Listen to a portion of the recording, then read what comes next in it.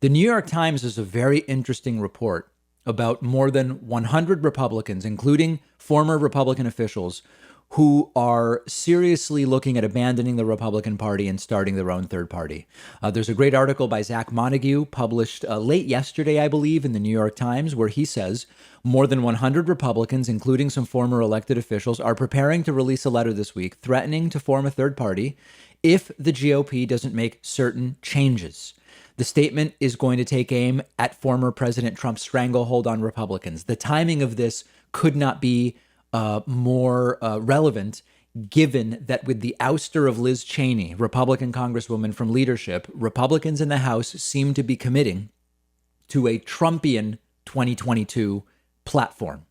The preamble to this letter says, quote, "When in our democratic republic, forces of conspiracy, division, and despotism arise, it is the patriotic duty of citizens to act collectively in defense of liberty and justice." And this is a first step, says Miles Taylor, who's an organizer of the effort. If you recognize that name, that's because Taylor is the former Trump-era Department of Homeland Security official who anonymously wrote that book condemning the Trump administration. He has since acknowledged that what was originally written anonymously was written by him.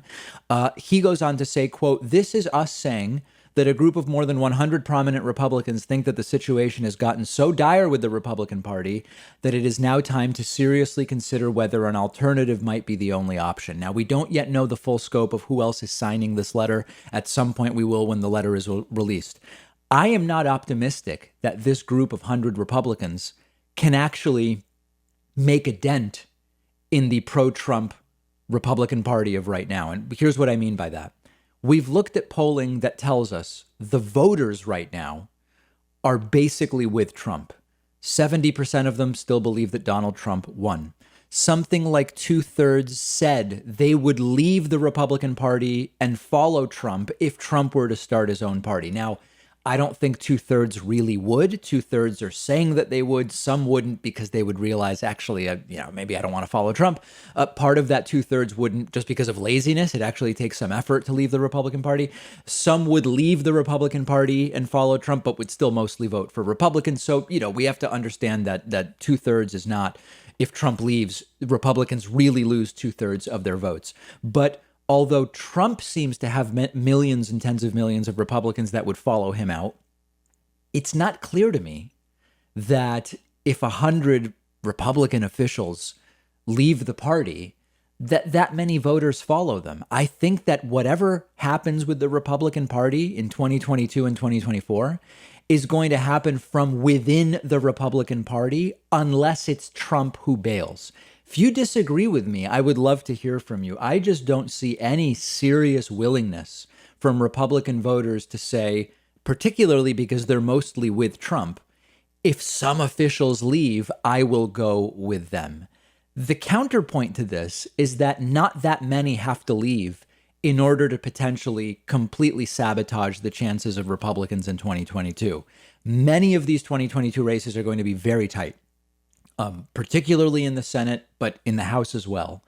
And even if it's true that 70, 75, 80% of Republicans would not even consider leaving just because Miles Taylor is starting some third party, and I think that that's the case, if only a few of them do leave and they are disproportionately voting Republicans, because remember, particularly in midterms, sometimes half or more of the country doesn't even vote, it doesn't take that much to potentially completely upend the chances of Republicans at taking back the House or the Senate in 2022. So we have to sort of hold both things. On the one hand, it is very clear that it's Trump who holds the cards here.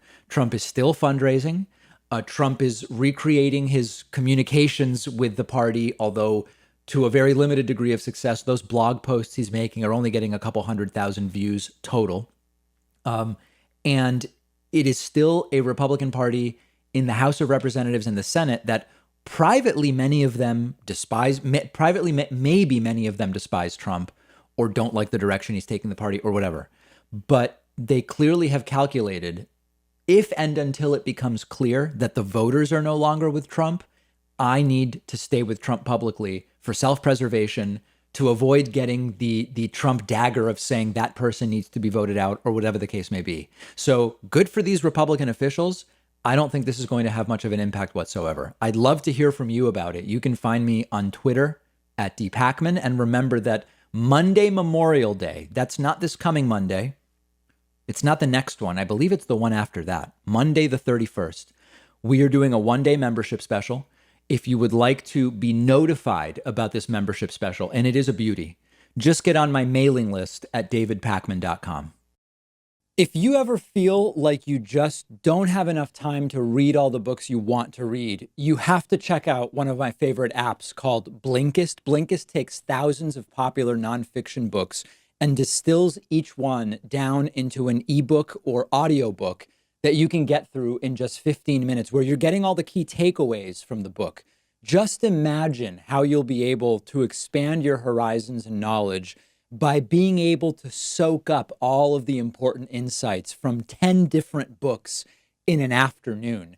Obviously, it's perfect for exposing yourself to a new book you otherwise wouldn't have time for, or you can use it to revisit a book you've already read, or use it to preview a book before you buy the full version and read it. I recently read A Brief History of Time, of course, by the great Stephen Hawking. This is a book that I have been aware of for so long, and other things got in the way, and it was fantastic to check it out on Blinkist. Blinkist has books on politics, philosophy, science. They have 27 different nonfiction categories, and a subscription is only about $8 a month, and you get the entire library. But you can try it totally free and get 25% off a subscription when you go to Blinkist.com/Pakman. I've put the link right underneath this video.